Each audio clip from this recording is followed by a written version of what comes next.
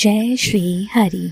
क्या आप जानते हैं देवताओं के राजा इंद्र ने असुरों की विशाल चतुरंगिणी सेना को मानो खेल खेल में कैसे परास्त कर दिया? कौन सा ऐसा अद्भुत कवच था जिसकी शक्ति से इंद्र को त्रैलोक्य की राजलक्ष्मी प्राप्त हुई? नमस्कार लिसनर्स, स्वागत है आपका हमारे चैनल पर, जहां हम आपको रोज सुनाते हैं श्रीमद् भागवत महापुराण की अमूल्य कथाएं। अगर आप पहली बार हमारे चैनल पर आए हैं तो हमारे चैनल को सब्सक्राइब कीजिए, बेल आइकन दबाइए ताकि हर नई कथा सबसे पहले आप तक पहुंचे। पिछली कड़ी में हमने ये जाना था कि देवताओं ने आचार्य विश्वरूप को अपना पुरोहित बनाया। अब उसी क्रम में आज की कथा में विश्वरूप जी देवराज इंद्र को नारायण कवच का उपदेश दे रहे हैं। ये कथा हमें राजा परीक्षित और श्री सुखदेव जी के संवाद से प्राप्त हो रही है। वीडियो को अंत तक अवश्य सुनिएगा, क्योंकि अंत में आप जानेंगे इस कवच की अद्भुत महिमा और इससे जुड़ी अनोखी घटना। तो चलिए आज की इस कथा को हम प्रारंभ करते हैं। ओम नमो भगवते वासुदेवाय। राजा परीक्षित ने सुखदेव जी से जिज्ञासा की, भगवान देवराज इंद्र ने किस कवच को धारण करके असुरों को परास्त किया? कृपा करके हमें वह नारायण कवच सुनाइए। श्री सुखदेव जी बोले, परीक्षित, जब देवताओं ने विश्वरूप को पुरोहित बनाया तब देवराज इंद्र के प्रश्न करने पर विश्वरूप ने उन्हें नारायण कवच का उपदेश दिया। तुम भी एकाग्र होकर इसे सुनो। वे बोले, देवराज इंद्र, भय का समय आने पर इस नारायण कवच को धारण कर शरीर की रक्षा करनी चाहिए। पहले हाथ पांव धोकर आचमन करें, कुश की पवित्री धारण करके उत्तर मुख की ओर बैठें, फिर मौन होकर ओम नमो नारायणाय और ओम नमो भगवते वासुदेवाय मंत्रों द्वारा हृदय, अंग, अंगूठों आदि में न्यास करें। इस प्रकार मंत्रों के अक्षरों को शरीर में स्थापित कर लेने से साधक स्वयं मंत्र स्वरूप हो जाता है। इसके बाद समस्त ऐश्वर्य, धर्म, यश, लक्ष्मी, ज्ञान और वैराग्य से परिपूर्ण भगवान का ध्यान करें और स्वयं को भी उन्हीं के स्वरूप में चिंतन करें। फिर इस कवच का पाठ करें। भगवान श्री हरि गरुड़ जी की पीठ पर विराजमान हैं। अणिमा आदि 8 सिद्धियां उनकी सेवा कर रही हैं। उनके 8 हाथों में शंख, चक्र, ढाल, तलवार, गदा, बाण, धनुष और पाश है।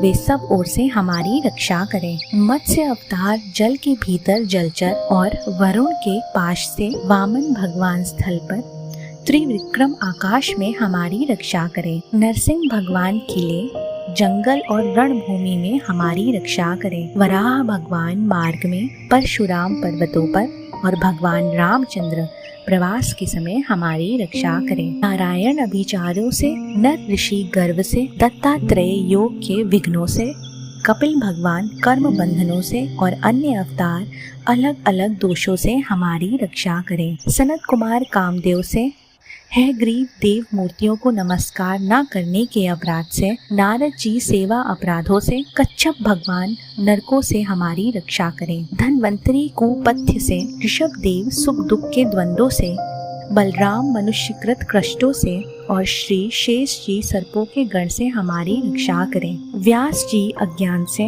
बुद्ध पाखंडियों से और भगवान कल्कि कली काल के दोषों से हमारी रक्षा करें।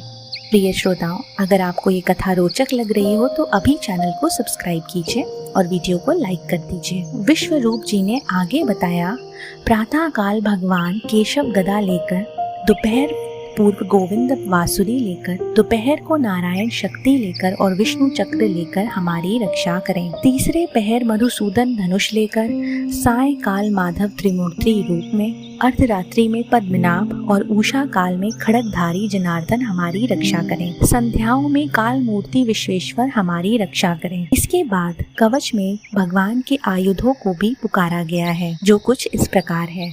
सुदर्शन चक्र शत्रु सेना को भस्म कर दे। कौमुदकी गदा भूत प्रेत व ग्रहों को कुचल दे। पंचजन्य शंख अपने भयानक नाद से दुष्टों को भगा दे। भगवान की तलवार शत्रु को छिन्न भिन्न कर दे और ढाल पापात्माओं की दृष्टि रोक दे। सूर्य आदि ग्रह, धूमकेतु, हिंसक पशु, दुष्ट मनुष्य, भूत प्रेत आदि सब बाधाएं भगवान के नाम रूप और आयुधों के स्मरण से तत्काल नष्ट हो जाए। वेद मूर्ति भगवान गरुड़ श्री हरि के नाम, रूप, वाहन, आयुध और पार्षद हमारी बुद्धि, इंद्रियों, मन और प्राणों को सब आपत्तियों से बचाएं। विश्वरूप जी ने कहा, हे देवराज इंद्र, इस नारायण कवच से सुरक्षित होकर तुम अनायास ही दैत्यों को जीत लोगे। जो इस कवच को धारण करता है वह किसी को देख ले या उसके पैर छू दे तो वह भी भयों से मुक्त हो जाता है।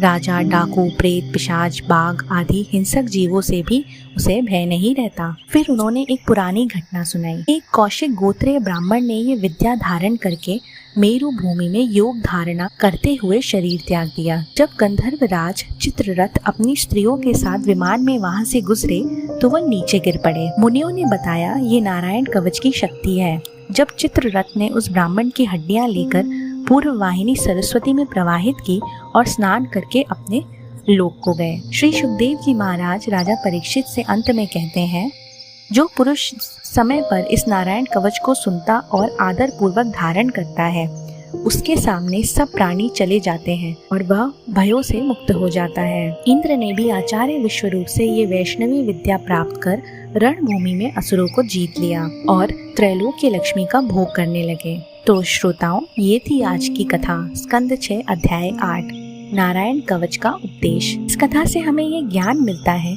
कि जब श्रद्धा, नियम और पवित्रता के साथ भगवान का स्मरण करते हैं तो उनका संरक्षण हमें स्वतः प्राप्त होता है।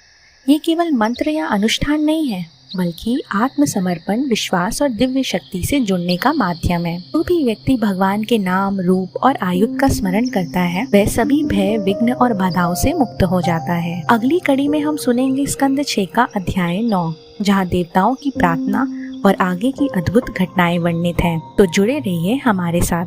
अगर आपको ये कथा पसंद आई हो तो इसे लाइक कीजिए, कमेंट में अपने विचारों को व्यक्त कीजिए और हमारे चैनल को सब्सक्राइब करना ना भूलिए। तो चलिए अंत में हम सब मिलकर श्री नारायण के नाम का जाप करते हैं। ओम नमो भगवते वासुदेवाय।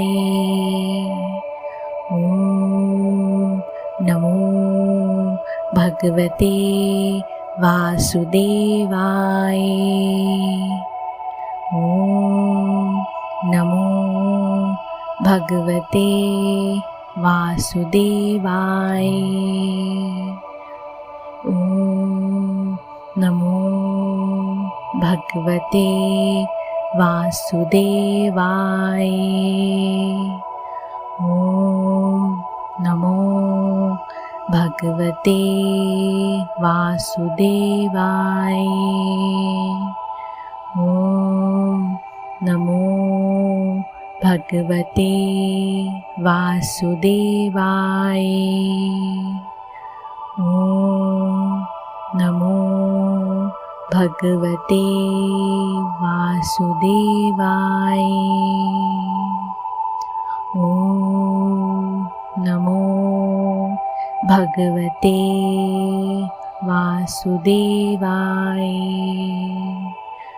ओम नमो भगवते वासुदेवाय।